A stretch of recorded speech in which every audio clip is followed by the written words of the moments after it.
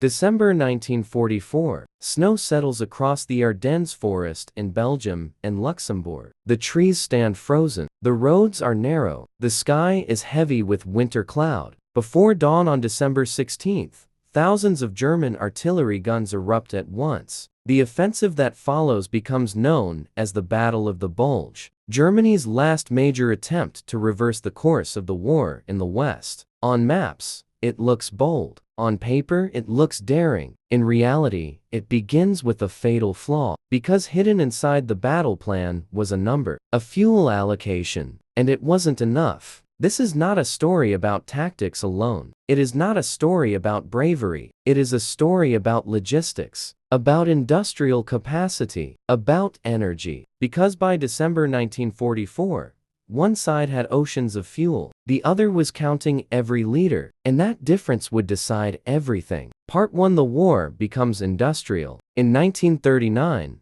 wars could still be imagined as contests of maneuver and strategy. By 1944, that illusion was gone. The Second World War had become a fully industrial conflict. Victory no longer depended only on generals. It depended on steel production, on refinery output, on railway networks, on pipelines, on how much petroleum a nation could extract, refine, transport, and deliver. Oil was the bloodstream of modern warfare. Without it, tanks could not move, aircraft could not fly, trucks could not deliver ammunition, generators could not power field hospitals, ships could not cross oceans. Fuel was mobility, fuel was air superiority, fuel was survival, and in 1944, the imbalance was staggering. That year alone, the United States produced approximately 1.8 billion barrels of crude oil. Germany, including synthetic fuel plants and access to Romanian oil fields, produced roughly 33 million barrels. The difference was not incremental, it was exponential. The United States produced more than 50 times as much oil. That meant more training flights, more mechanized divisions, more transport convoys, more redundancy, more reserves. Industrial warfare does not reward courage alone, it rewards capacity. Part 2. The collapse of German fuel production. Germany understood its vulnerability long before 1944. It lacked large domestic oil reserves. To compensate,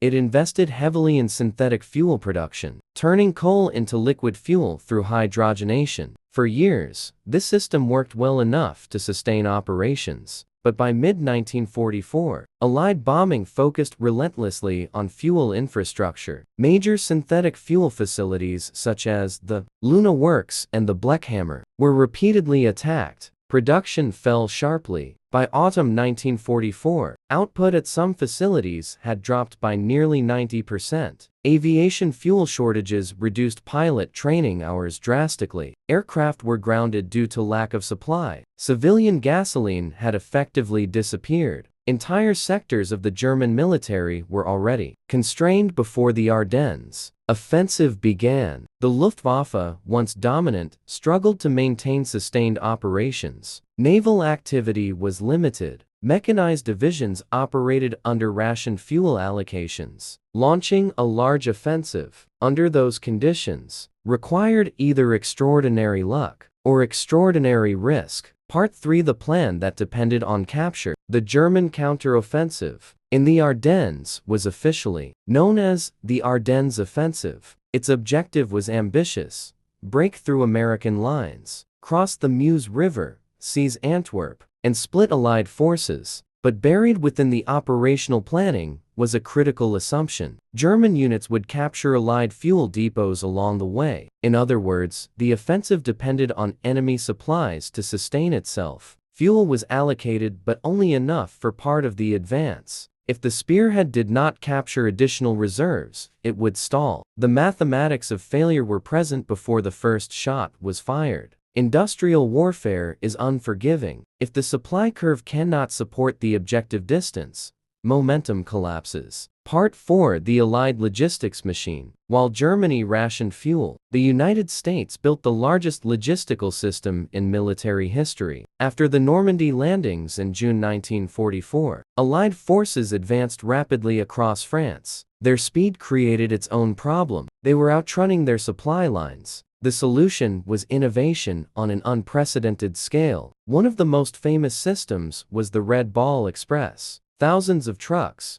operating day and night, delivered supplies from ports in Normandy to forward units. At peak capacity, it moved more than 12,000 tons of supplies per day. Each truck consumed fuel, but fuel was not scarce. It was scheduled. Simultaneously, engineers implemented Operation Pluto pipeline laid beneath the English Channel, fuel pumped directly from Britain into continental Europe. By late 1944, Allied forces in Northwest Europe were receiving millions of gallons daily, and they were building reserves even while conducting offensive operations. That level of logistical redundancy changes how armies behave. When supply is abundant, decisions become flexible. When supply is scarce, every decision is constrained. Part 5. December 16, 1944. At 5:30 am, artillery fire shattered the winter silence. German forces achieved surprise. American units were pushed back in several sectors. The offensive created a bulge in Allied lines, giving the battle its name. For several days, momentum favored the attackers, but fuel consumption rose rapidly. Heavy armored vehicles consumed enormous amounts per mile. Winter terrain increased burn rates. Traffic congestion slowed columns. Engines idled for hours in narrow forest roads. Each delay cost fuel. Every mile forward increased strain on logistics. The offensive was burning through its reserves faster than projected. Part 6. The Shock of Abundance. As German forces advanced,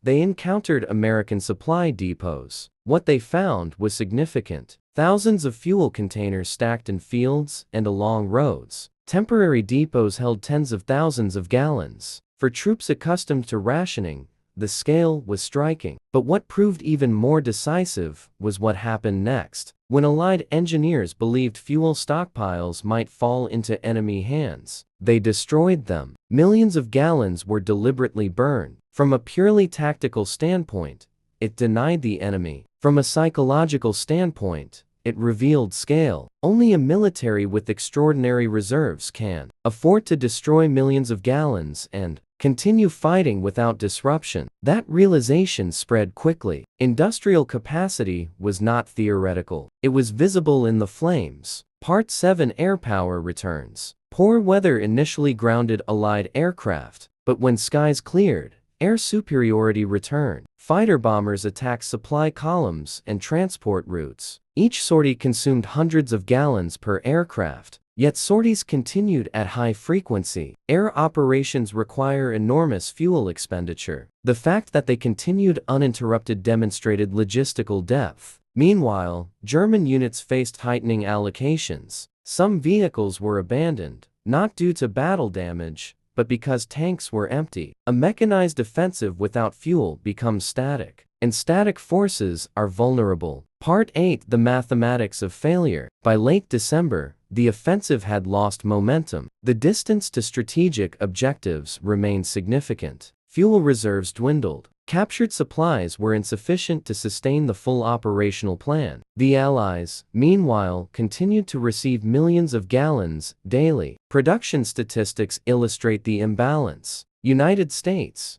over 300,000 aircraft produced during the war. Germany, significantly fewer. American tank production far exceeded German totals. Oil production disparity exceeded 50-1. Industrial warfare punishes imbalance. When one side consumes fuel faster than it can replace it, defeat becomes a matter of time. Part 9. Aftermath. The Battle of the Bulge ultimately resulted in heavy casualties on both sides, but strategically, it exhausted Germany's last major reserves in the West. After the failure of the Ardennes offensive, no further large-scale German offensives were launched in the Western theater. Fuel shortages worsened into 1945. Air operations declined further. Armored mobility became increasingly limited. By spring 1945, some formations were immobilized not by enemy fire, but by empty tanks. The war had shifted irreversibly. Part 10: The Lesson of Industrial War. The Ardennes Campaign demonstrates a broader truth. In the industrial age,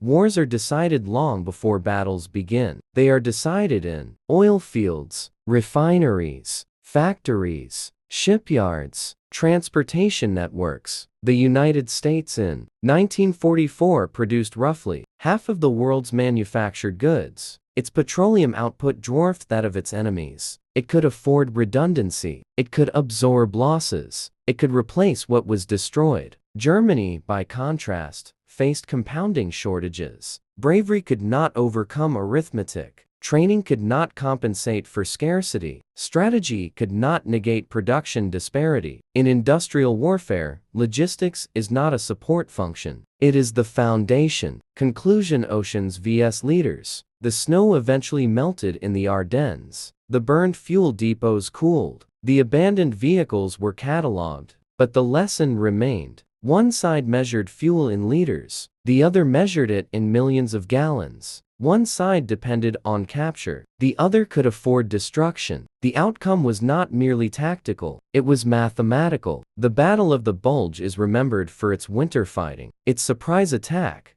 its resilience under pressure. But beneath every movement, every engagement, every decision, there was fuel. And by December 1944, the imbalance was insurmountable. The war in Europe would end months later, but in truth, the decisive margin had been established long before. In oil fields, in refineries, in assembly lines, in the ability to produce not just weapons, but the energy to move them, industrial capacity became destiny. And in that contest, the scale difference was simply too great to overcome.